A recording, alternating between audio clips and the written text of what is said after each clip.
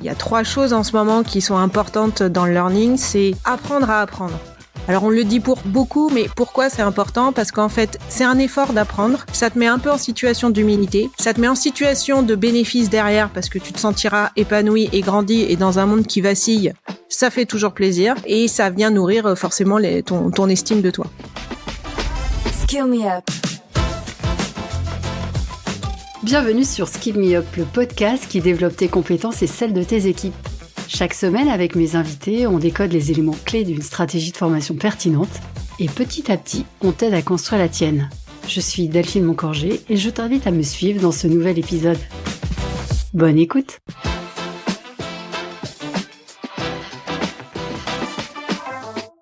Bonjour à toutes et tous et bienvenue sur Skill Me Up.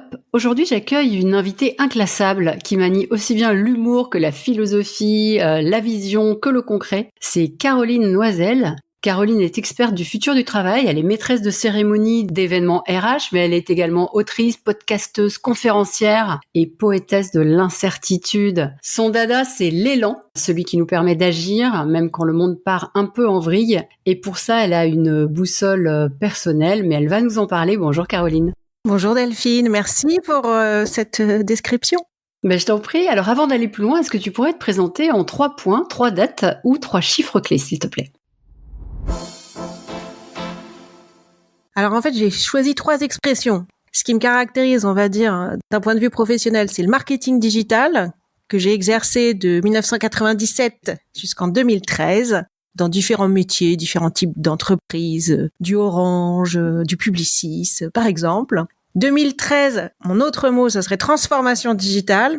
Donc c'est la date à laquelle je me suis lancée en tant que solo entrepreneur après 16 ans de bons et loyaux services en CDI. Et donc, j'ai lancé mon entreprise qui s'appelle Bee-Birds. On sent déjà un peu l'idée d'élan, je crois. Et la dernière expression que je choisirais, c'est 2020. Donc, c'est aussi des dates, Mutation du travail, avec notamment un axe sur l'impact de l'IA, évidemment. Je viens de la tech. L'impact de l'IA sur les relations humaines, sur notre rapport au travail, mais aussi l'impact du vieillissement démographique dans ces mutations du travail, les enjeux environnementaux et sociétaux. Donc, j'interviens régulièrement sur les compétences, les métiers, et qu'est-ce que ça fait sur nous les humains, ce futur entre guillemets du travail qui se conjugue déjà bien au présent? C'est ça. Bah justement, on va en parler.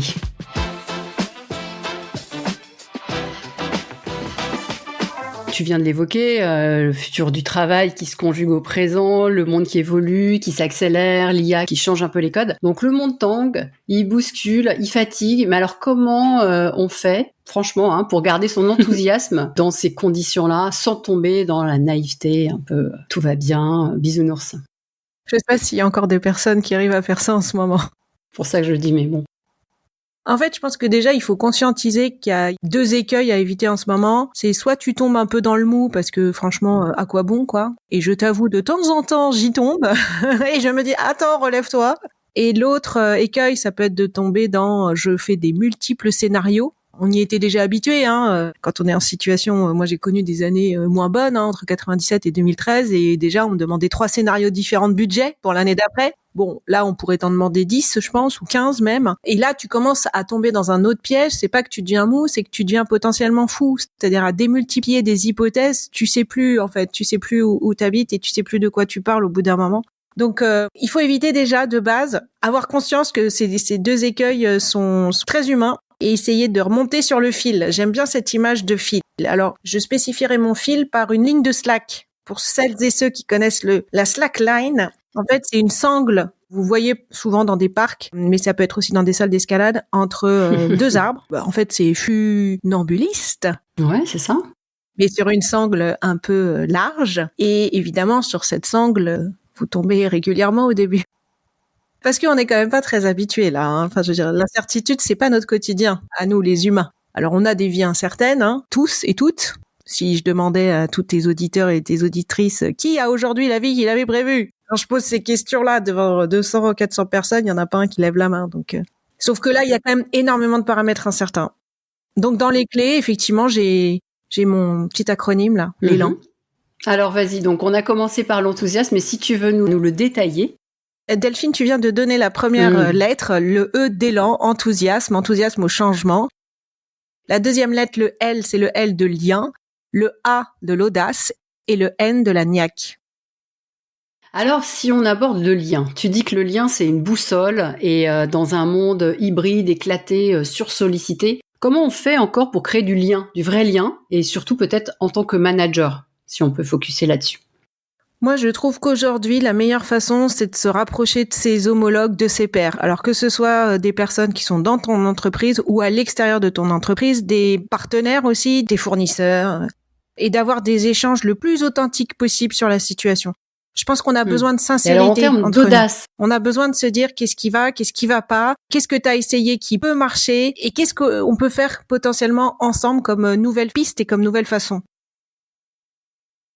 si on creuse un peu l'audace, je crois savoir que tu es monté sur scène récemment dans un comedy club et que bon, ça n'a pas forcément été la réussite que tu attendais. Est-ce que tu peux nous raconter, alors c'est le premier exemple, mais ce que ça a changé pour toi et peut-être les leçons que tu as apprises, en quoi c'était une audace, quoi?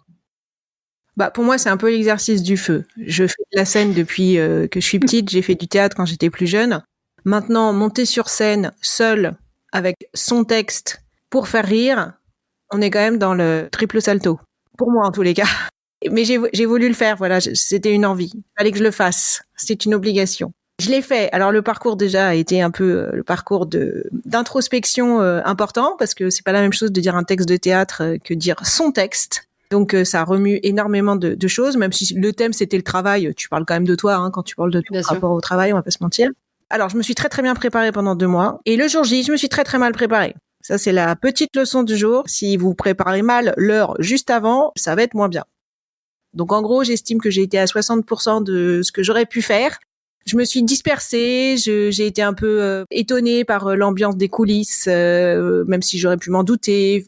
Je me suis laissée un peu bercer et voilà, j'ai papoté. Voilà, juste avant d'entrer sur scène, j'ai papoté. Voilà. Il y avait 2 personnes qui se concentraient, j'aurais mieux fait de faire comme elles. Mais je me suis dit, bah non, moi je suis quelqu'un de sociable, je vais papoter comme la majorité.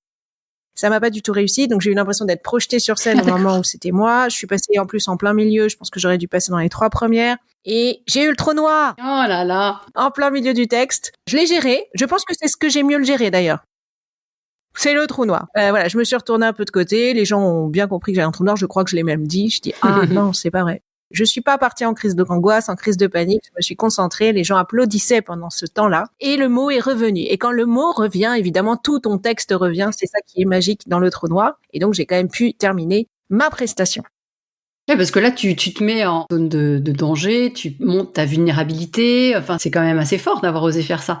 Et d'un point de vue professionnel ou dans la vie de tous les jours, comment tu recommandes de l'utiliser, cette audace, cette mise à nu, on va dire, de sa vulnérabilité?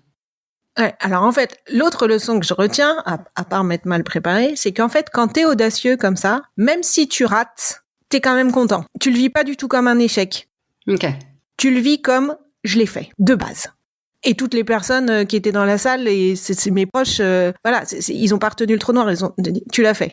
C'est ce qu'explique très bien Charles Pépin dans un podcast, c'est que quand t'as été audacieux, quand t'as osé quelque chose que tu pensais pas complètement pouvoir faire, t'auras pas de déception forte. T'auras besoin d'un tout petit peu de réconfort, mais pas plus que ça. Et ensuite, surtout, ça m'a par contre lâché sur mon métier. Il se trouve que quelques semaines après, j'avais une carte blanche, une clôture d'un événement à faire. D'habitude, je fais sourire, et puis je fais le truc très sérieusement avec les faits, etc. Mais là, j'ai pas juste fait sourire, j'ai fait rire. Ça a duré 7 minutes. J'avais préparé mes blagues pendant la journée en écoutant ce qui s'était passé. J'avais eu 2 heures pour préparer, en gros, pendant l'heure du déjeuner. Et je passais vers 16 heures. Voilà. Et je l'ai ressenti aussi. J'ai fait une autre conférence pour un forum de l'APEC en Occitanie. Et pareil. C'est-à-dire que maintenant, voilà, j'ose aller plus loin que juste faire sourire les gens. J'ai toujours mis un tout petit zeste d'humour, mais maintenant j'y vais. Là, t'as l'impression de grandir. Tu dis, ok, je fais des conférences depuis 5 ans. Je les fais de façon différente. Je vais chercher les personnes sur des émotions différentes. Ouais, ok. Donc au final, ta conclusion, c'est qu'il faut y aller, quoi. Même si ça fait mal, même si on se plante, ce qu'on en retire, c'est on s'autorise après à faire davantage, même dans sa zone concrète de travail quotidienne, on va dire. Exactement. Et même pour ton quotidien. Mais ça veut dire que même en entreprise, aujourd'hui, t'es responsable formation, tu oses faire quelque chose, tu vas peut-être le planter, peut-être ça fonctionnera pas complètement. N'empêche que ce que tu vas en retenir, ça va t'aider pour le reste. Et tu vas mettre ces petites doses pour le reste.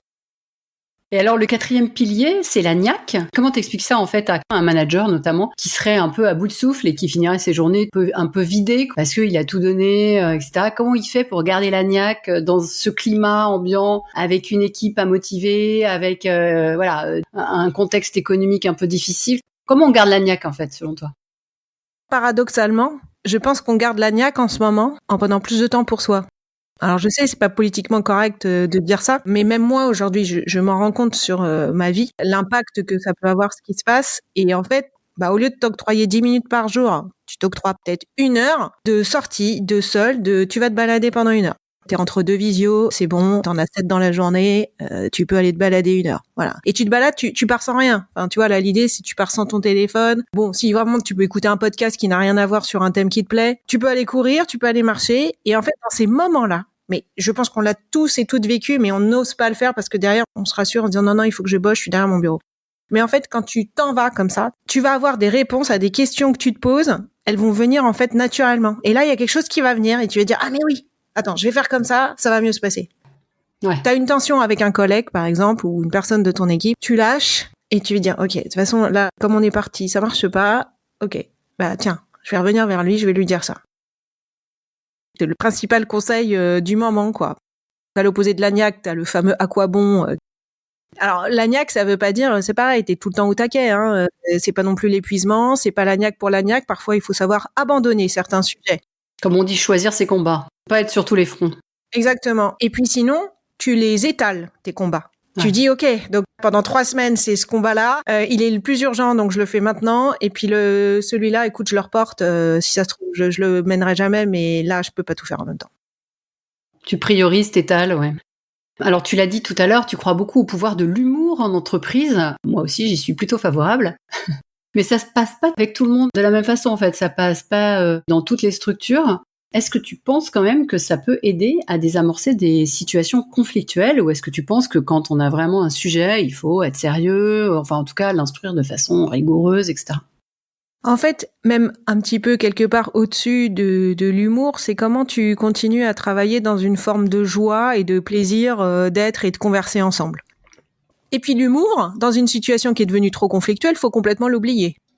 L'humour dans une situation où de toute façon t'as pas fait les résultats et on est vraiment dans la mouise, faut l'oublier aussi. Je dirais que c'est plus un état d'esprit du quotidien et que malgré tout, voilà, la dose d'humour, c'est ce qui nous réunit, c'est prendre cette petite distance par rapport au sujet. Et après, je sais que tu peux te faire former en humour. Oui. Pour m'être formé à l'humour, il y a des techniques. Contrairement à ce qu'on pense, hein, c'est pas juste non, mais t'es né, de toute façon lui il est drôle depuis qu'il est tout petit, donc forcément il est devenu humoriste.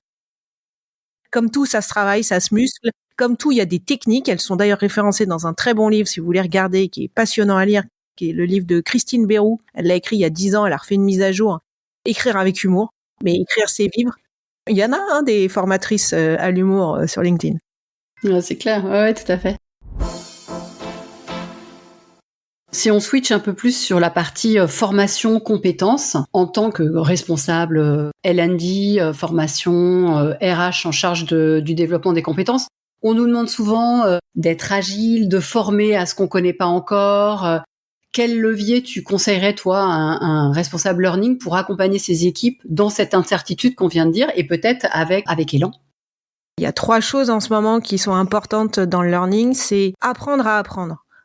Alors on le dit pour beaucoup, mais pourquoi c'est important? Parce qu'en fait, c'est un effort d'apprendre. Ça te met un peu en situation d'humilité. Ça te met en situation de bénéfice derrière parce que tu te sentiras épanoui et grandi, et dans un monde qui vacille, ça fait toujours plaisir. Et ça vient nourrir forcément ton estime de toi.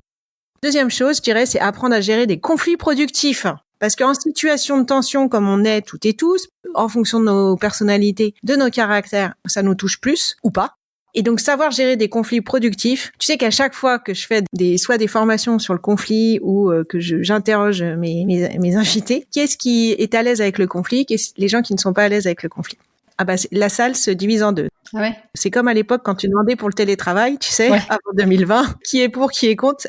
Franchement, c'est 50-50.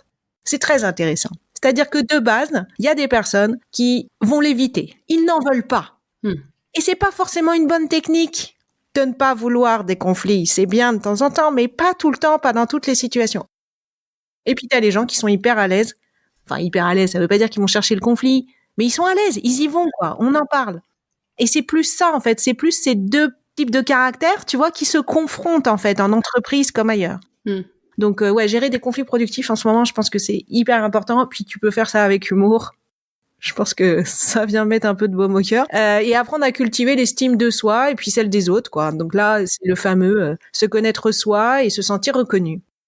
Ok, pour toi, c'est ça les priorités. Est-ce qu'il y en a d'autres compétences que tu recommanderais dans un plan de développement des compétences? Alors, pas forcément pour les managers, pour le coup, mais pour l'intégralité des collaborateurs d'une structure?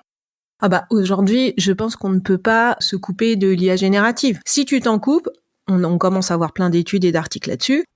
Bah les gens, une partie de tes salariés vont l'utiliser. Comment? Tu sais pas. Qu'est-ce qu'ils font exactement? Tu sais pas. Ça crée forcément des tensions parce qu'au bout d'un moment, on va s'en apercevoir parce qu'ils l'ont pas forcément dit, parce que comme c'est pas vraiment autorisé, ouais.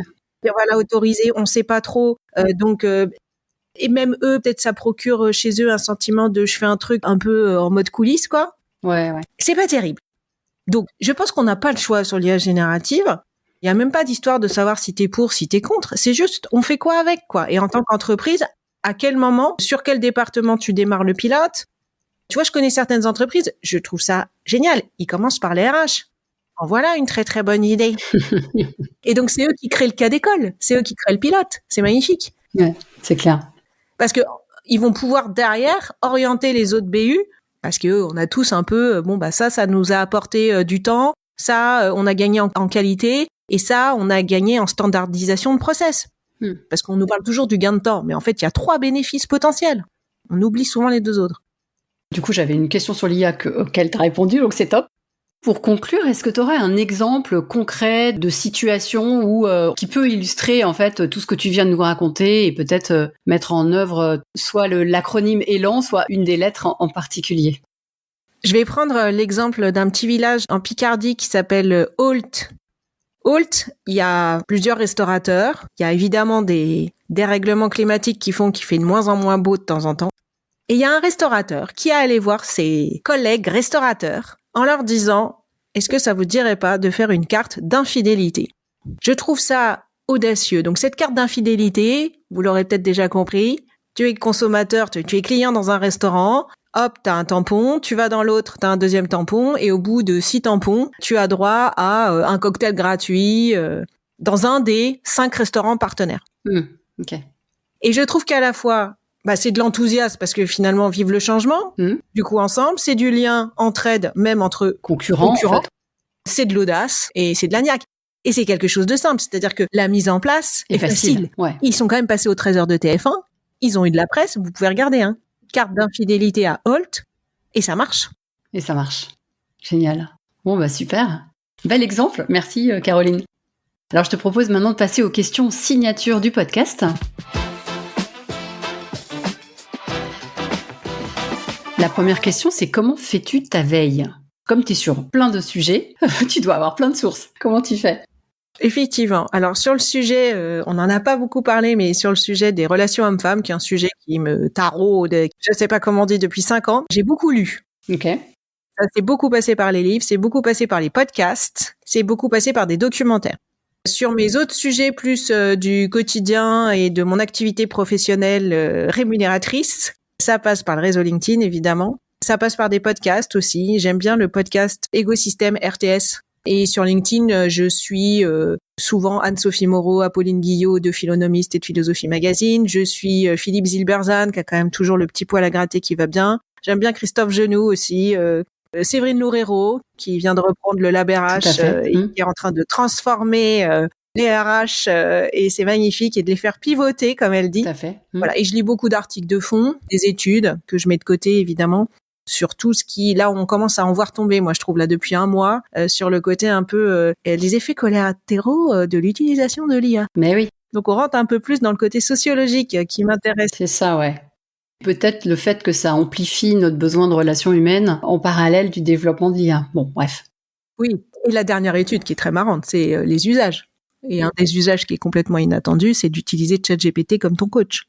J'ai entendu ça récemment, effectivement. Ouais. C'est assez fou. Mais bon. Quelle est la formation qui a eu le plus d'impact sur toi et pourquoi? Alors, celle qui a eu le plus d'impact, c'est une que j'ai fait chez le cabinet Valeurs et Valeurs, donc Valeurs avec un S et Valeurs sans S, qui a été fondée par Amélie Fenzi il y a plus de 10 ans. C'est une formation sur 2 fois 2 jours, séparée de 4-6 semaines. T'es un petit groupe. Et ce qui est super intéressant, c'est que tu travailles à la fois sur tes compétences, tes expertises, à la fois sur tes talents, avec l'outil Gallup, que j'ai trouvé très, très granulaire sur les talents de chacun. Tu travailles sur tes valeurs grâce à la roue des valeurs de Shalom Schwartz. Mm-hmm. Et là, j'ai découvert tout un monde qui m'appartenait, mais dont je n'avais pas conscience, puisque ces valeurs sont réparties en 4 sous-parties. Mm-hmm. Donc, soit tu as des valeurs liées au changement, soit à la continuité, soit au dépassement de toi, soit au fait d'être tourné vers les autres et une forme de solidarité. C'est passionnant de savoir où sont ces valeurs. Ça se termine par la mission de vie. D'accord, ouais, bien sûr. Donc, j'ai trouvé ça très complet, en 2 fois 2 jours, avec énormément de retours et d'activités à faire à 2, à 4, des matrices très bien faites qui te permettent vraiment de repartir avec des souvenirs que tu peux reconsulter de temps en temps. Ça marche, super. Si cette formation est toujours en vigueur, on mettra les coordonnées dans les ressources du podcast. Si tu pouvais donner un seul conseil à un DRH ou à un responsable formation en lien avec ce qu'on vient de se dire, ce serait lequel ? C'est pas facile d'en choisir qu'un. Ouais, je sais. C'est tout l'intérêt de cet exercice. En fait, je pense que l'IA générative est encore un tournant pour les RH pour prendre une pole position dans les entreprises, en prenant notamment à bras-le-corps ce sujet, en étant, comme je le dis, la première business unit pilote pour savoir comment intégrer concrètement l'IA générative dans nos usages quotidiens en fonction des différents services qui sont les RH et qui sont très nombreux. Donc, il y a plein de cas possibles. Tout le retour d'expérience des RH mettra la lumière sur ce département qui, parfois, n'est pas suffisamment... valorisé, ouais, reconnu. Exactement. Quelle actu récente ou prochaine aimerais-tu partager avec nous ? Alors, un prochain spectacle, une prochaine conférence, dis-nous tout. Alors, côté spectacle, écoute, pour l'instant, tu fais une pause voilà. Je fais une petite pause et je me reconcentre sur mes activités professionnelles pour l'instant. Je suis très contente parce que j'interviens pas mal en région cette année. Et là, j'interviens à la Maison de l'Emploi de Strasbourg et à la métropole du Havre. Et en fait, non seulement je suis contente d'intervenir dans les territoires, vraiment, parce que je trouve que c'est très concret. On est sur des problématiques du quotidien. Donc, je me sens très utile. Et puis, il me faut intervenir en mode multicasquette. Et là, merci. Donc, à la fois, je leur fais une conférence participative, à la fois, je leur anime des ateliers et à la fois, j'interviewe des intervenants en table ronde. Ah, total, quoi. Ils ont tout compris à tout ce que je peux leur apporter et c'est chouette. Super. Et pour terminer, est-ce que tu aurais une suggestion d'invité pour un prochain Skill Me Up ? Oui, alors j'ai pensé à Estelle Divé, qui est à la tête de Tafoga. Donc, c'est un bel endroit pour se faire accompagner en équipe ou en individuel. J'aime bien son approche parce qu'elle croise à la fois la personnalité et aussi les talents de leadership qui sont à développer chez chacun. Voilà. Parce que en ce moment, je pense qu'avoir du leadership, c'est justement pour reboucler avec ma slackline, c'est savoir bien connaître tes ressources pour tenir à peu près en équilibre sur cette ligne. Jusqu'au prochain tronc, hein, c'est ça ? Pas tomber avant. Exactement. Bah écoute, je te remercie Caroline pour cet élan que tu nous as donné. Oh, le jeu de mots. Je vais peut-être passer sur scène moi aussi bientôt. Alors, merci beaucoup pour cet élan que tu nous as donné. C'était un épisode dynamique et léger, mais qui en fait avait beaucoup de fond. Donc, je te remercie beaucoup et merci aussi pour les exemples que tu nous as donnés. Merci à toi Delphine, c'était un plaisir. Bon bah écoute, à bientôt et puis on se retrouve soit en région lors d'une de tes prochaines conférences ou alors dans un prochain Comedy Club. Merci beaucoup, à bientôt. À bientôt. Au revoir. Au revoir. J'espère que cet épisode t'a inspiré. S'il t'a plu, pense à ajouter plein d'étoiles sur ta plateforme d'écoute. Et si tu veux booster ta stratégie de formation, contacte-moi sur LinkedIn. Rendez-vous la semaine prochaine avec un nouvel invité. D'ici là, abonne-toi, belle journée et à très vite.